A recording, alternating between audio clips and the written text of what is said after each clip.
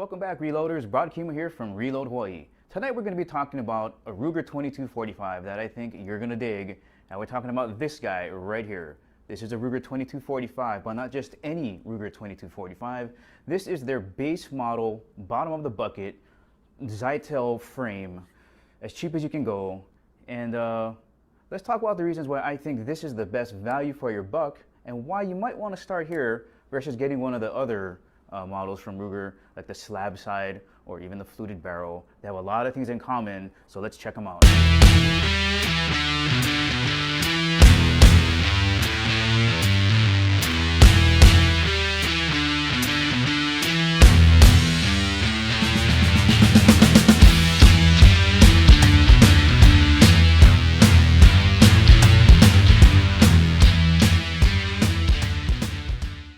Alright, quick shout out to Henry from Prime Sports for giving me killer deals on the CCI mini mags I used to film this video. Also home of one of the cheapest FFL fees ever, $25. Check him out, Prime Sports. His name is Henry. So let's have a quick walk around here, and the stuff I'm going to go over in this video are the things that I find really annoying about it and the modifications that you're going to have to do to any Ruger regardless of how much you pay for it. And that's kind of the main reason I think that this is well worth it. If you're going to have to do the mods anyway, why waste your money? Well, I mean, unless you're in love with the, how it looks, because the slab side and the fluted barrels are great. But let's check it out. I'm going to pick up the gun and show you guys around. Okay, welcome back everybody. This is it, the Ruger 2245 Zytel model. These grip panels are not replaceable, and that's kind of one of the downfalls of this, but you know what? I'm not a fancy schmancy guy anyway. I don't like to put weird things on guns, so this really didn't bother me much. But when you look at it, this pretty much has what you need to become a efficient marksman. The big thing for me is this 5.5-inch bull barrel, and you'll see most target shooters talking about how they prefer a really heavy bull barrel, and that's what this has here. Personal opinion, I don't know. I've owned a Mark III Hunter fluted barrel. I tested Aaron slab side, and I've shot a 7.5 or 7-inch slab side as well. And the accuracy gains aren't that much from what I see. And I'm not the greatest shooter, but when you look at the price difference, it's like you're paying another $300 for minimal gain. And that's one of the reasons that I think that this is a better buy than going upstairs. Which leads to the second point. Even if you do decide to go with a model that's higher, like the slab side or the fluted barrel models, even the Ruger Light, there are 3 things that you're going to have to manage to get out of the gun anyway. It doesn't matter. Okay, so the number one thing is you got to do the slingshot mod, and that's basically replacing the detent in the bolt release here. Number 2, you're going to have to take out this the magazine disconnect, and I'll get into that a little bit later on. And number 3, the trigger. Trigger is not horrible, but it can be a lot better. But the way I'm looking is, if I'm buying a really expensive pistol and I got to do these mods anyway, why don't I just get the cheaper one and save all the money? Unless you're totally into stainless and you're totally into fluted barrels and you're totally into slab sides. For me, there wasn't a difference though. I'm kind of more practical on that half. So if you're trying to make that decision, just know, guys, you're not going to see a big performance difference between a 6-inch barrel, 7.5-inch barrel, or maybe even between a stainless frame or something polymer like this. And that's going to be a raging debate, right? There's some guys that hate polymer, guys that hate Glock. Well, I'll tell you what, I mean, those guys on the Glock team are pretty good. And I think if Glock can figure out how to manufacture a rigid frame, I think they can manage, or Ruger can manage to make a Zytel frame that can hold up to the recoil of a .22 long rifle.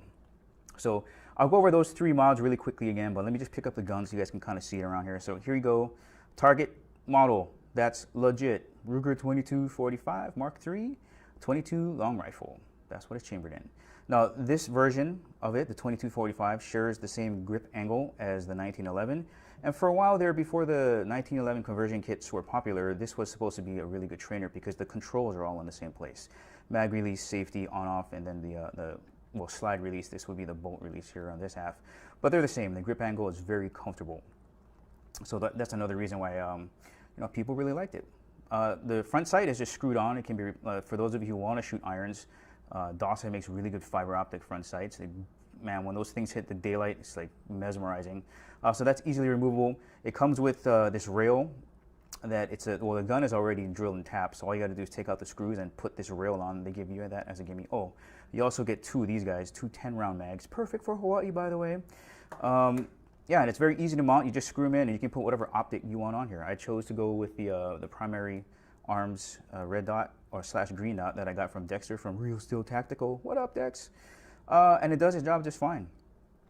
So let me show you the first of the modifications that are going to help. Let's go with the magazine disconnect. Okay, here's the first thing. The magazine disconnect, you can tell this one hasn't been done yet because of this. Once more for the kids in the back row.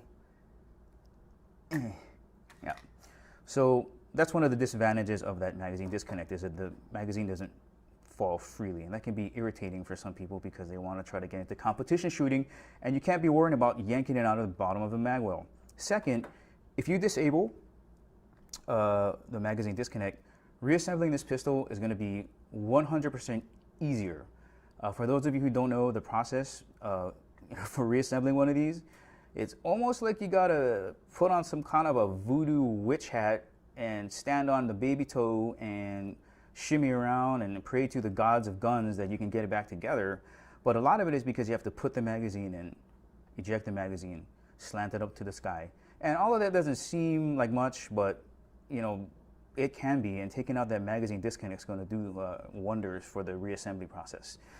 Second, let's go over the slingshot mod, and basically all that's going to do is take this detent and put it at a, I think, 12 o'clock position, so that you can actually sling the bolt back, because right now you can't. You can't do it. You got to use that. Sorry for all those of you out there who heard that, but I had to do it. So you can't sling it backwards. You got to use this, you know, the basically like a 1911, right? You just drop it, but you don't have the ability to rack the slider. In this case, pull back the bolt. So that's one of the things that I would recommend doing as well. So you have the option of doing that. And lastly, the trigger.